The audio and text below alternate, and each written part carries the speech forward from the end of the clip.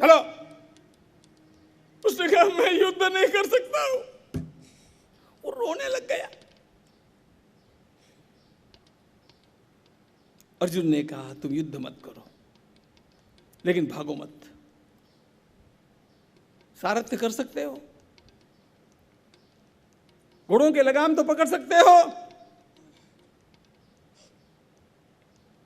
उसने कहा लेकिन लड़ेगा कौन? अर्जुन ने कहा तुम चिंता मत करो, बैठो, घोड़ों के लगाम पकड़ो, तुम्हें केवल सारथ्य करना है। तुम्हारे स्थान पर मैं हूं। उत्तर के स्थान पर अर्जुन खड़े हो गए, गृहणा के स्थान पर उत्तर को बैठाया। अर्जुन ने कहा चलो। उत्तर चला। अर्जुन ने कहा रथ मोड़ो। उत्तर ने कहा किधर ले जाना है? अर्जुन ने कहा श्मशान की ओर। मैं भी जिंदा हूं। अर्जुन ने कहा तुम डरो नहीं रे, मैं कहता हूं वैसे करो। हमें युद्ध जीतना है, तुम चिंता मत करो, मेरी आज्ञा का पालन करो, श्मशान की ओर चलो। श्मशान के पास आए। अर्जुन ने कहा तुम खड़े रहो, मैं क्या करता हूं केवल देखो, डरने की आवश्यकता नहीं है, हम जीतने वाले हैं।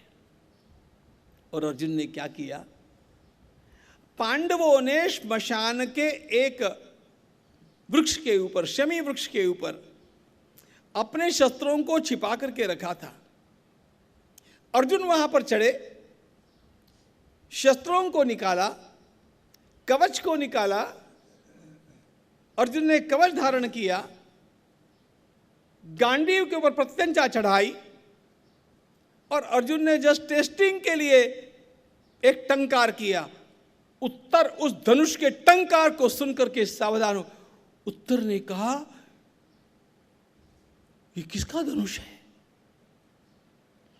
मैंने तो आज तक ऐसी टंकार नहीं सुनी, आप कौन हैं? अर्जुन ने कहा उत्तर इस धनुष का नाम है गांडीव। उत्तर ने कहा आप अर्जुन हैं? अर्जुन मुस्कुराने लगे। उत्तर अर्जुन के चरणों में गिर गया। उत्तर ने कहा अब मैं भी निर्भय हो गया। और इसके पश्चात मित्रों, उत्तर सारथी है और अर्जुन ने युद्ध करना आरंभ किया है। बहुत विस्तार करने जैसा प्रसंग है, विस्तार का समय नहीं है। इतना केवल ध्यान में रखना, उत्तर जैसा सारथी है और अर्जुन अकेला है, साथ में सेना नहीं है। और सामने भीष्म है, द्रोण है, कर्ण है, दुर्योधन है, दुशासन है, कृपाचार्य है, अश्वत्थामा है, शकुनी है, all together, and here Arjun alone. और युद्ध हुआ है। क्या उस युद्ध का कमाल बतावे आपको। अर्जुन ने एक एक को बेहोश करना आरंभ किया। अकेला अर्जुन। अर्जुन को पहचानने वाला उस सेना में केवल एक व्यक्ति था, द्रोणाचार्य महाराज, जिन्होंने गांडीव के टंकार को सुनते ही भीष्म से कहा था आचार्य जी मेरा अर्जुन आ रहा है। यह अर्जुन के गांडीव के टंकार है, मैं अपने चेले को पहचानता हूं। और ऐसा भारी था ये चेला, सभी को बेहोश कर दिया। फिर से सुनिए, भीष्म है, द्रोण है, कर्ण है, दुर्योधन है, दुशासन है, कृपाचार्य है, अश्वत्थामा है, शकुनी है, सब साथ में है। अर्जुन अकेला है और अर्जुन ने सबको बेहोश कर दिया। ये मैं क्यों विस्तार से बतला रहा हूं, इसको समझो। अनेक बार ना समझ लोग एक बात कहते हैं कि कुरुक्षेत्र में अर्जुन की विजय इसलिए हुई कि भगवान श्री कृष्ण उसके सारथी थे। देखो, भगवान कृष्ण तो कृष्ण भगवान हैं, उनकी महानता तो निर्विवाद है, लेकिन यह कहना कि कृष्ण के कारण अर्जुन जीते हैं, यह अर्जुन पर अन्याय है। यहां पर कृष्ण भगवान सारथी नहीं हैं। अच्छा, महाभारत के युद्ध में ये सारे बड़े बड़े योद्धा 1 बाय 1 आए हैं। जब भीष्म अर्जुन के सामने थे उसमें द्रोण नहीं थे, जब द्रोण थे तब कर्ण नहीं था।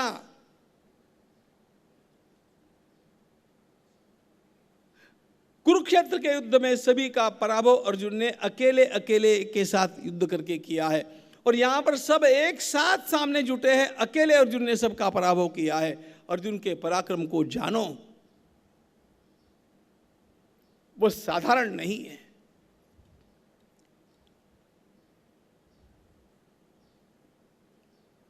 जब सब बेहोश होकर के गिर पड़े, अब तो क्या उत्तर एकदम प्रसन्न है।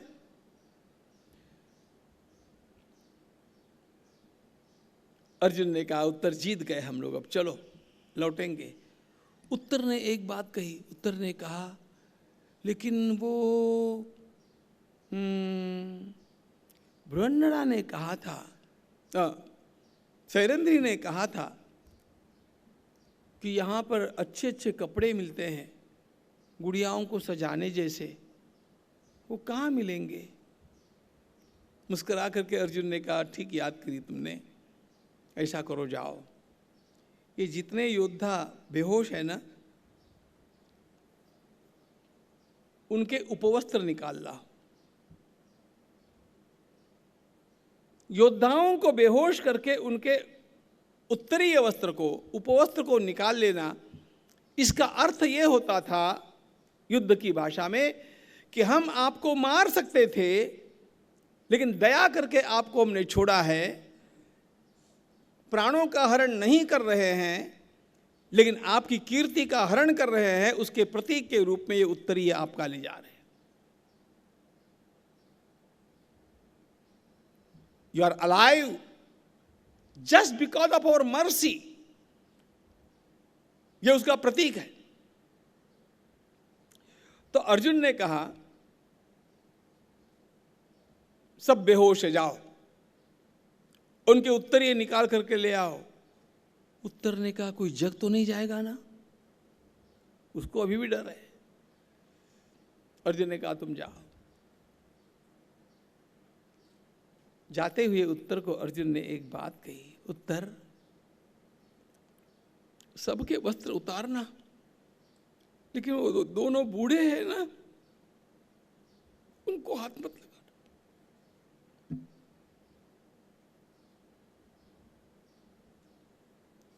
किसी भी अवस्था में अर्जुन भीष्म और द्रोण का अपमान नहीं करना चाहते, यह अर्जुन का शील है।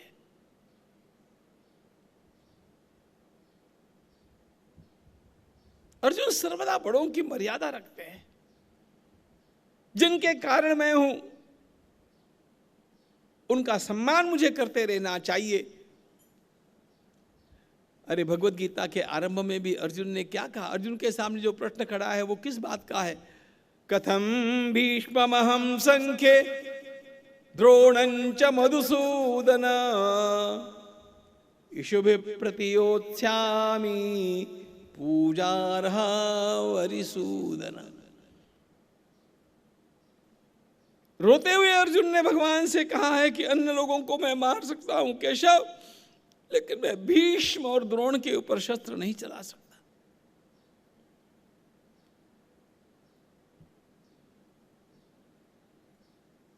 एक मेरे दादाजी है, एक मेरे गुरुदेव है। हम कुछ भी नहीं थे, छोटे बच्चे थे, अनाथ थे। उस समय इन्होंने हमें संभाला, इन्होंने हमें पढ़ाया।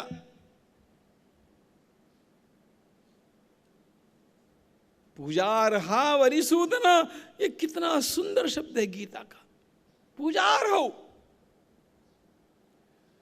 रोज अपने हाथ में कमल के फूल लेकर के भीष्म के चरणों की पूजा करूं और द्रोण के चरणों की पूजा करूं, तो भी मैं उनके उपकारों को चुका नहीं सकता, उनको मैं मार कैसे सकता।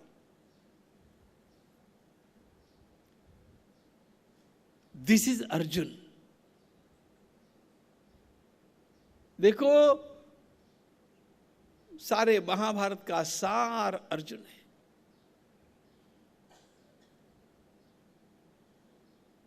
अर्जुन को अपने रोल मॉडल के रूप में आगे रख करके जो युवक चलेगा, संसार में जहां जाएगा पराक्रम करके आएगा और सबके अंतःकरण जीत करके आएगा।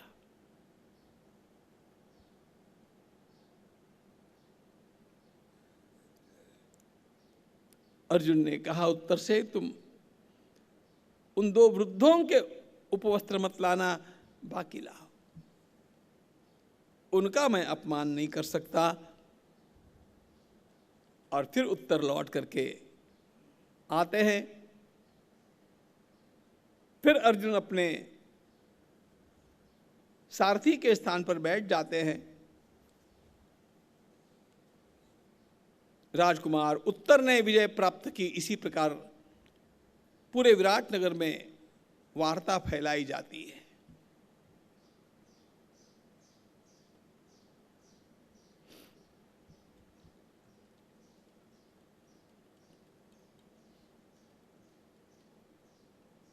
एक वर्ष का अज्ञातवास भी पूरा हुआ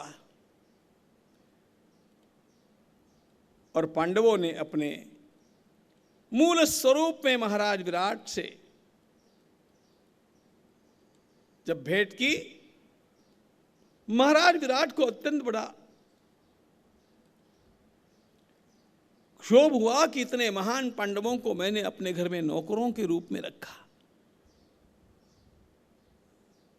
लेकिन पांडवों ने कहा, आपके यहां सुरक्षित रहने के कारण हम लोग पहचान नहीं पाए, नहीं तो हम कहीं के नहीं रहते महाराज। हम आपके कृतज्ञ हैं। विराट ने इस समय एक प्रस्ताव रखा। मैं चाहता हूं कि अपना यह संबंध ऐसा ही बना रहे और इसलिए मैं अपनी कन्या उत्तरा का विवाह अर्जुन के साथ करना चाहता हूं। महाराज विराट ने कहा, मैं अपनी कन्या उत्तरा का विवाह अर्जुन के साथ करना चाहता हूं। इसका जो उत्तर अर्जुन ने दिया है, अर्जुन तो अर्जुन है। अर्जुन ने कहा, यह कभी संभव नहीं है। महाराज, उत्तरा मेरी शिष्या है। 1 वर्ष तक मैंने उसे एकांत में नृत्य पढ़ाया है। शिष्या का स्थान कन्या का स्थान होता है। उत्तरा के साथ विवाह करने की बात मैं सोच भी नहीं सकता।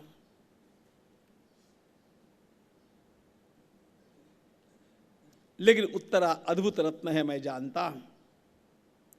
इसलिए मैं उत्तरा को छोड़ना भी नहीं चाहता। मैं उसे अपने घर में ही लाना चाहता हूं।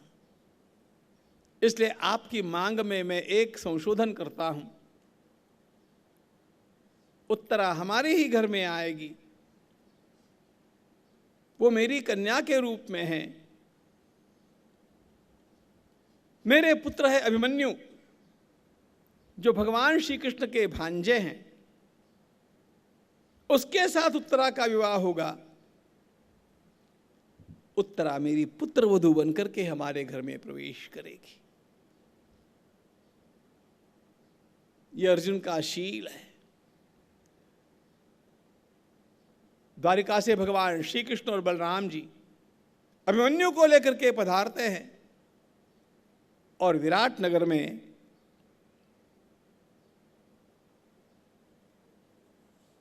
सुभद्रा और अर्जुन के पुत्र अभिमन्यु के साथ विराट नगर की राजकन्या उत्तरा का मंगल विवाह संपन्न होता है। शुभ मंगल सा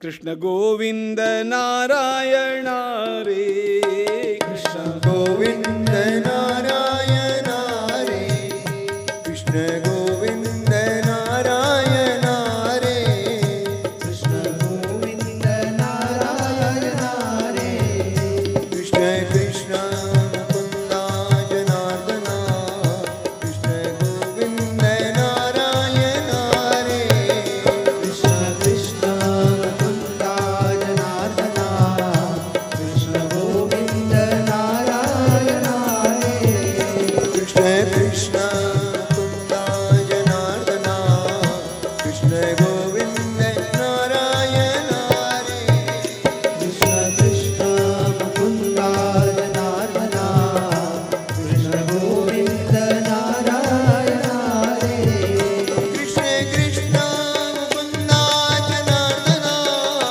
कृष्ण कृष्ण मुकुंदा जनार्दना, कृष्ण कृष्ण मुकुंदा जनार्दना, कृष्ण कृष्ण मुकुंदा जनार्दना, कृष्ण गोविंद नारायण रे, कृष्ण गोविंद नारायण रे, कृष्ण गोविंद नारायण रे, कृष्ण गोविंद नारायण रे, कृष्ण कृष्ण मुकुंदा जनार्दना, कृष्ण गोविंद नारायण रे, कृष्ण कृष्ण मुकुंदा जनार्दना, कृष्ण गोविंद नारायण रे, कृष्ण कृष्ण मुकुंदा जनार्दना, कृष्ण गोविंद नारायण रे, कृष्ण कृष्ण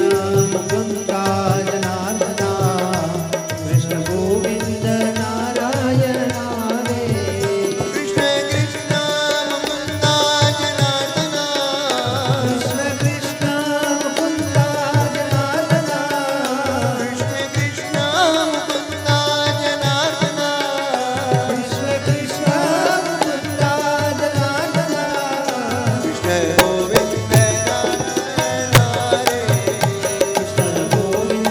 नारायण रे, कृष्ण गोविंद नारायण रे, कृष्ण गोविंद नारायण रे, कृष्ण गोविंद नारायण रे,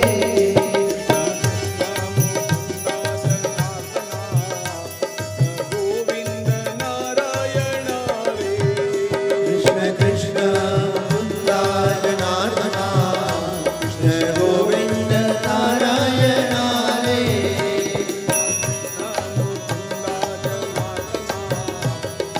गोविंद नारायण रे, कृष्ण कृष्ण मुकुंदा जनार्दना, कृष्ण गोविंद नारायण रे, गोविंद नारायण रे, कृष्ण गोविंद नारायण रे,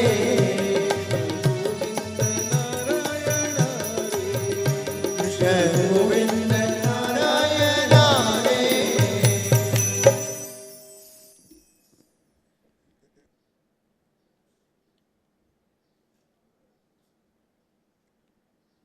कृत्वा विवाहन्तु कुरु प्रवीराः तदाभिमन्योर्मुदिता स्वपक्षाः विश्रम्य रात्रौ उषसि प्रतीताः सभां विराटस्य ततोऽभिजग्मुः।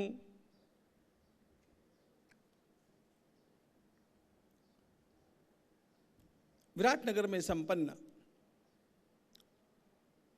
भगवती उत्तरा और अभिमन्यु का यह विवाह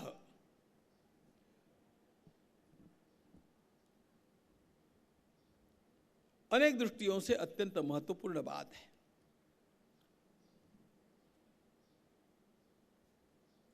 बहुत कठिन कार्य पांडवों के द्वारा संपन्न हो चुका था। 12 वर्षों का वनवास पूरा हो जाना, उसके पश्चात 1 वर्ष का अज्ञातवास भी पूरा हो जाना, यह साधारण बात नहीं थी। ये 13 वर्ष भयंकर थे,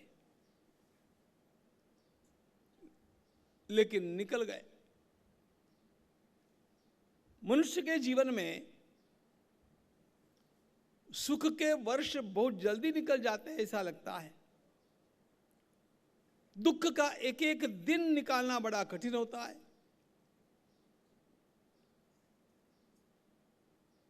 पांडवों के लिए और द्रौपदी के लिए ये 13 वर्ष इसी प्रकार के थे। लेकिन चलो, सुरक्षित पांडव बाहर आ गए। उत्तरा और अभिमन्यु के विवाह को लेकर के विराटनगर में जो उत्सव हुआ, उसमें सबका अनायास मिलना हो गया। अब देखिए, अभिमन्यु को लाना था तो भगवान श्री कृष्ण और बलराम जी भी द्वारका से आए।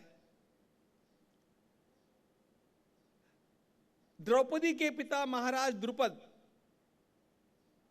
और उनके पुत्र धृष्टद्युम्न वे पांचाल देश से आए।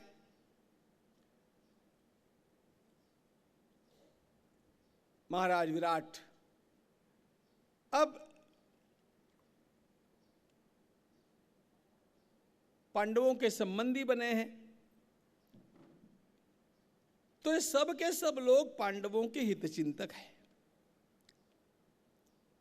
और विवाह के निमित्त इन सबका मिलना हुआ, तो अपने आप ही कुछ अगली चर्चा होना, अगला चिंतन होना आवश्यक था।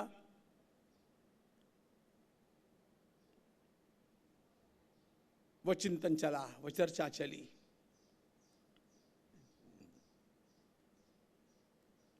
बैठक में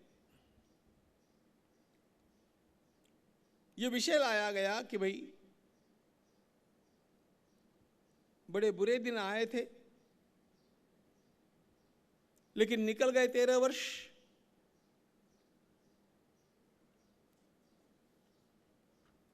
द्यूत में पांडवों ने अपना राज्य खोया।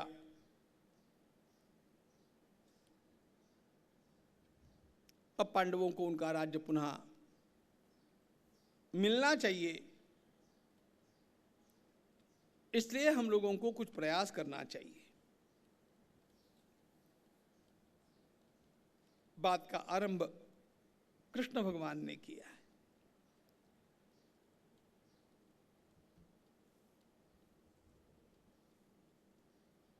हम सब लोग पांडवों के हितचिंतक हैं। महाराज द्रुपद भी पांडवों के हितचिंतक है, महाराज विराट भी पांडवों के हितचिंतक है, कृष्ण भगवान बलराम जी महाराज पांडवों के हितचिंतक है। अब सबको मिलकर के पांडवों के लिए कुछ प्रयास करने की आवश्यकता है। सब लोग अपना अपना मंतव्य रखें। इतना कहकर के कृष्ण भगवान चुप हो गए और बलराम जी ने बोलना आरंभ किया। बलराम जी ने कहा, हम लोगों को एक दूत हस्तिनापुर महाराज धृतराष्ट्र के पास भेजना चाहिए, जिसमें यह प्रार्थना की जानी चाहिए कि हम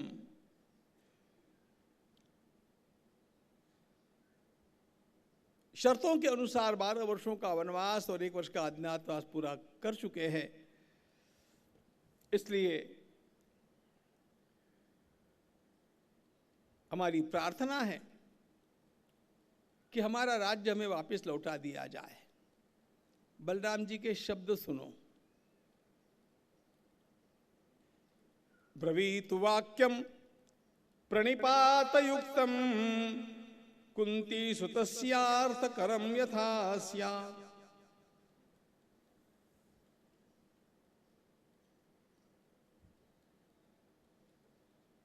बलराम जी ने कहा कि प्रणाम पूर्वक हम लोगों को यह प्रार्थना करनी चाहिए। अब सभा तो सभा है, सभी को अपनी अपनी बात बोलने का अधिकार है। जैसे ही बलराम जी ने यह कहा कि कि पांडवों को यह प्रार्थना करनी चाहिए। उबल करके सात्विकी खड़े हो गए और कहा, दाऊ भैया, पांडवों को प्रार्थना की बात करने की कोई आवश्यकता नहीं है। हस्तिनापुर के लोगों से पांडव कोई राज्य की भिक्षा मांगने के लिए नहीं चले हैं। राज्य उनका है, शर्तों के अनुसार इतने दिनों तक वो उनके अधीन रहा। अब उनको सीधे सीधे ये राज्य वापस लौटा देना चाहिए। इसमें प्रार्थना की क्या बात है? It's natural law. सात्विकी ने चिढ़ करके ये बात कही तो बलराम जी ने कहा, अरे भाई, अपने को अपना काम साधना है। द्यूत भी तो पांडव ही खेले थे। सात्विकी ने फिर कहा, दाऊ भैया ध्यान रखना, आप गधे और गाय को समान मत मानिए। आप ऐसी बात कर रहे हैं कि गधे को तो हरी घास खिलाओ और गाय को डंडे मारो। धर्मनिष्ठ पांडवों ने अपनी बात धर्म के अधीन रह करके पूरी की है, इसलिए प्रार्थना करने की आवश्यकता नहीं, सीधे सूचना दे देनी चाहिए। अब ये तू मैं बहुत बढ़ गई। कृष्ण भगवान बहुत चतुर है। बात को छेड़ करके वे चुप हो गए थे।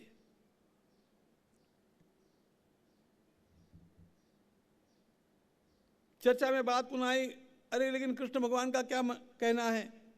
तो भगवान ने कहा, देखो हम लोग तो ब्याह के लिए आए थे। चर्चा चली तो चर्चा करनी चाहिए, इसलिए कि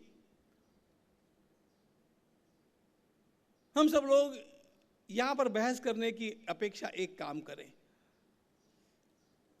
हमारी ओर से एक को अपने नेता के रूप में नियुक्त कर दें और सभी अधिकार अध्यक्ष महोदय को दे दिए जाए, और वो जो निर्णय करेंगे वो हमें मान्य करने पड़ेंगे। ऐसा मुझे लगता है। तो सभी अधिकार किसको दिए जाए?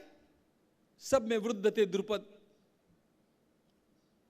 पूरी सभा ने सब अधिकार मिलकर के द्रुपद को दे दिए।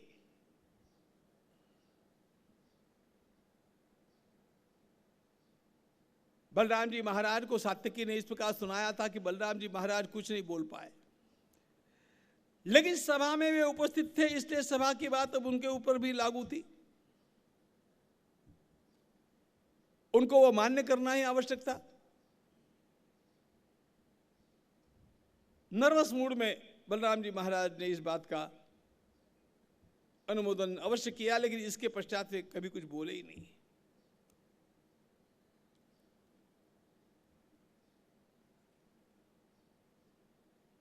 हस्तिनापुर के साथ किस प्रकार नेगोशिएट किया जाए, कैसे दूत को भेजा जाए, आदि सारी बातों के अधिकार महाराज द्रुपद को दे दिए गए।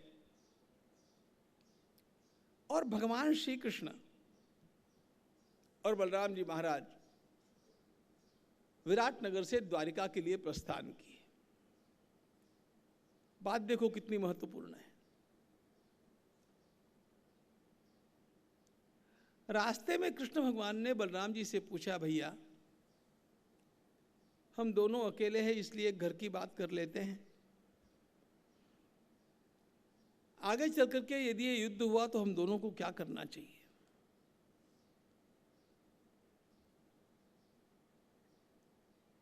भगवान को पता है कि इस समय बलराम जी महाराज निराश है।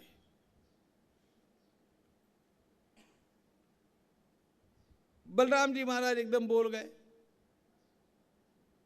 देखो कृष्ण, ये भाई भाइयों का युद्ध मुझे अच्छा नहीं लगता है।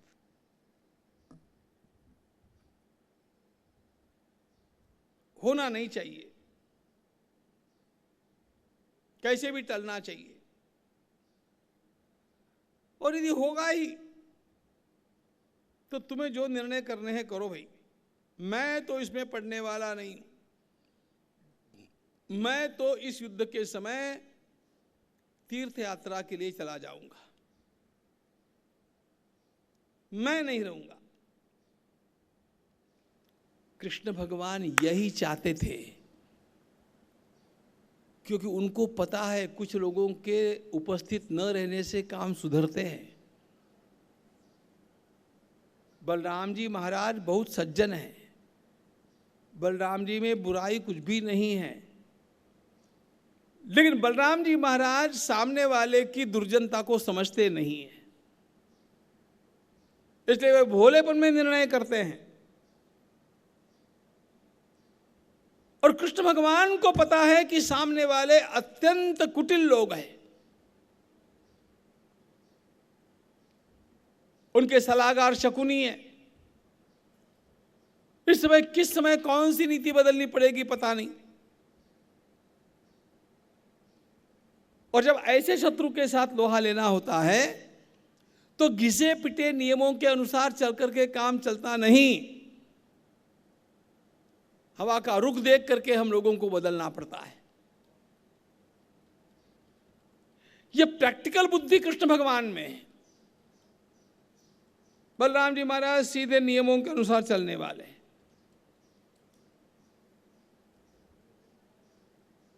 और इसीलिए भगवान ने यह प्रश्न पूछा और बलराम जी महाराज ने अपना उत्तर दे दिया, मैं तो इसमें पढ़ने वाला नहीं, मैं तो तीर्थ यात्रा चला जाऊंगा, जो निर्णय करने हैं अपनी ओर से तुम ही करो, तू जाने थारो काम जाने। भगवान को यही चाहिए था। उत्तम नेतृत्व का यह लक्षण होता है कि अपने लिए चाहती बात स्वयं न कह करके दूसरों के मुख से निकलवाने की कला। और यह भगवान कृष्ण बार बार करते हैं। उसे कैसे किया जाना चाहिए इसकी उनकी एक रचना भी होती है, उसमें उनके कुछ साथी भी है, सात्यकी आदि। यह सारा उद्योग पर्व है और इस उद्योग पर्व में भगवान श्री कृष्ण के भाषण, भगवान श्री कृष्ण के संवाद, भगवान श्री कृष्ण की डिप्लोमेसी, इसका सबसे बढ़िया दर्शन इस उद्योग पर्व में होता है।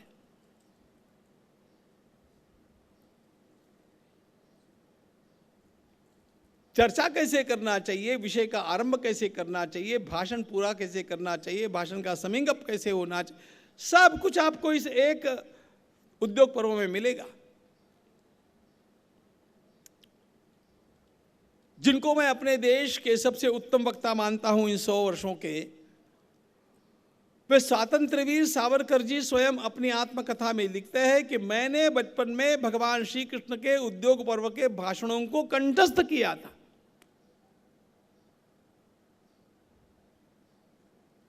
इसलिए उनकी वाणी में जो तेज आया है हम देख सकते हैं। यह तेज महाभारत का तेज है और उसमें विशेष रूप से विद्वानों के लिए, वक्ताओं के लिए तो उद्योग पर्व सर्वोत्तम है। महात्मा वैशंपायन महाराज वर्णन करते हैं, भगवान द्वारिका आकर के पहुंचे,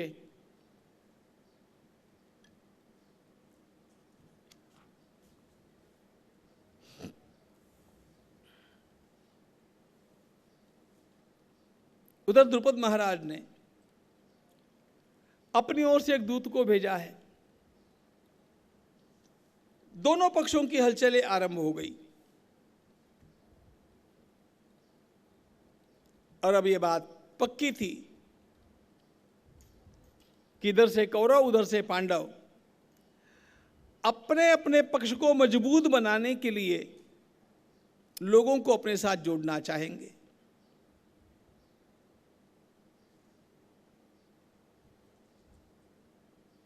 सभी सक्रिय हो गए। बड़ा सुंदर मधुर प्रसंग आया।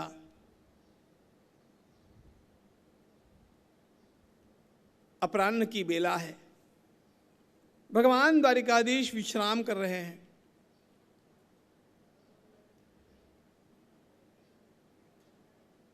और एकदम सूचना मिली कि हस्तिनापुर से दुर्योधन मिलने के लिए आए हैं।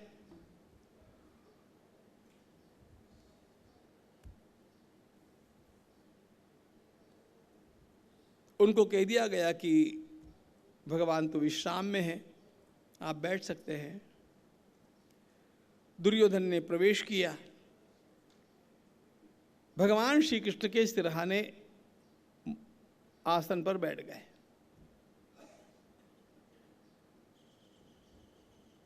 कुछ समय के पश्चात, उसी दिन कुछ समय के पश्चात मिलने के लिए अर्जुन आए।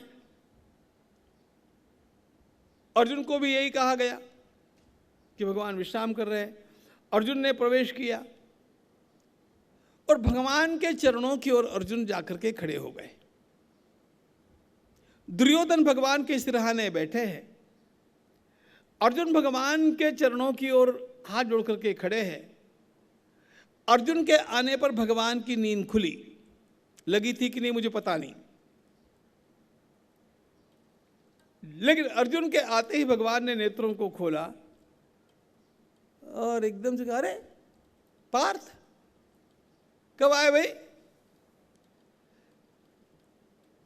ऐसा पूछते पूछते भगवान बैठ रहे हैं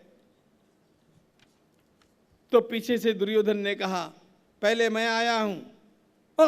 भगवान चौंक करके पीछे देखते, अरे सुयोधन आप कब पधारे? दुर्योधन ने कहा, मुझे थोड़ा समय हो गया है, आपकी प्रतीक्षा कर रहा था। अच्छा, बैठो पार्थ, कैसे आना हुआ?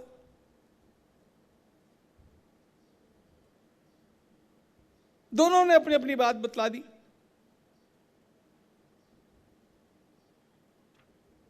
युद्ध होने की संभावना पूरी है और इस युद्ध में हम आपकी सहायता मांगने के लिए आए हैं, आपसे प्रार्थना करने के लिए आए हैं कि आप हमारे पक्ष में रहिए। अब देखो, दुर्योधन और अर्जुन दोनों भी एक साथ वहां पर उपस्थित है। भगवान श्री कृष्ण दोनों के मध्य में हैं, दोनों ने सहायता मांगी है।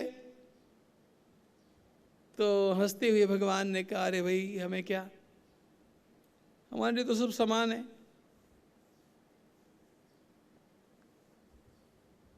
दोनों के लिए कुछ करना चाहिए हम लोगों को। जब दोनों आप पधारे हैं तो हमें करना चाहिए। अब बात ऐसी है कि बड़े भैया ने तो इसमें से अपना अंग ही निकाल लिया। उन्होंने तो कह दिया कि सारे निर्णय मुझे करने हैं, वे तो तीर्थ यात्रा में रहेंगे। अब निर्णय जब मुझे करने हैं और आप दोनों हमारे हैं, तो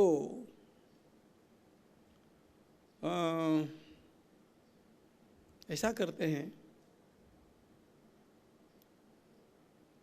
मैं अपनी सेना का बंटवारा करता हूं।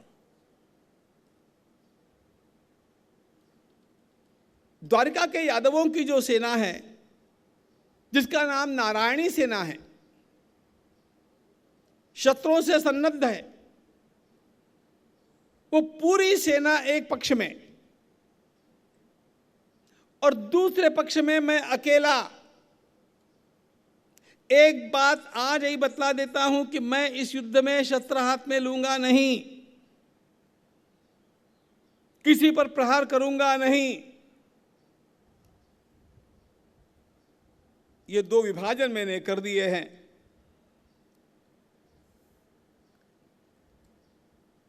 मत्संहनन तुल्यानाम गोपानाम अर्बुदम महत् नारायणाय ख्याता सर्वे संग्रामयोधिनः